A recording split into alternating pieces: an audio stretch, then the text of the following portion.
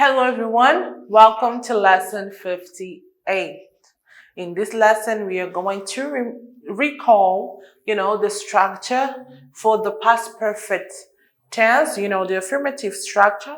We are going to learn the negative structure, and of course, we are going to learn the interrogative structure. My name is Ermelinda Nela, and I'm going to teach you this. Okay, stay with me and, take your exercise book, take your pen and take your notes, okay? Let's see. Do you remember that in the last lesson we saw the structure for the past perfect? Yes, we did. And I also challenged you to, to put the structure in this and see if the structure is going to fit in the sentences, right? So here, we are going to remind ourselves about this structure, about the affirmative structure, okay? So first of all, we are going to have the subject. Do you see? This is the affirmative, right? So first we are going to have the subject plus had, and remember that this had is, the auxiliary verb for the past perfect. Okay, had plus the main verb is going to be in the past participle. Okay, here let me put main verb plus object, right? Let's see the example. She had finished the test, right? So here we have the subject. As you can see, it's going to fit. Believe me, it's going to fit. The auxiliary had. Here we have the main verb in the past participle, as you can see here, and the object. See? Yes. So this is just a recall from the last lesson. Let's see the negative and the interrogative. First of all, negative. So here we have the sentence.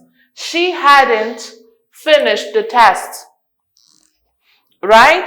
This is contracted, hadn't. We can also say had not. Okay, it's the same thing.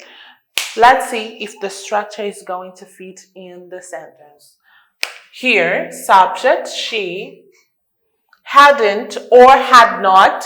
Okay, so this is the negative, had not or hadn't. Here, it's the auxiliary plus not, okay? And here we have the main verb in the past participle. We can also say past simple, okay? It's the same thing. And finally, we have the object. As you can see, the structure fits in the sentence, right? The last thing here is the negative.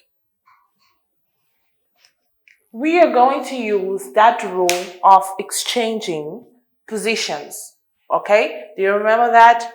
We are going to start by the auxiliary verb.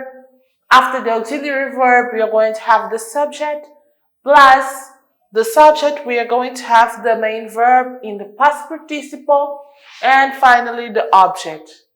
Of course, the question mark. Never forget the question mark when you were making questions, okay? Let's see the example. Had she finished the test? Had she finished the test? Let's see if this structure is going to fit in the sentence.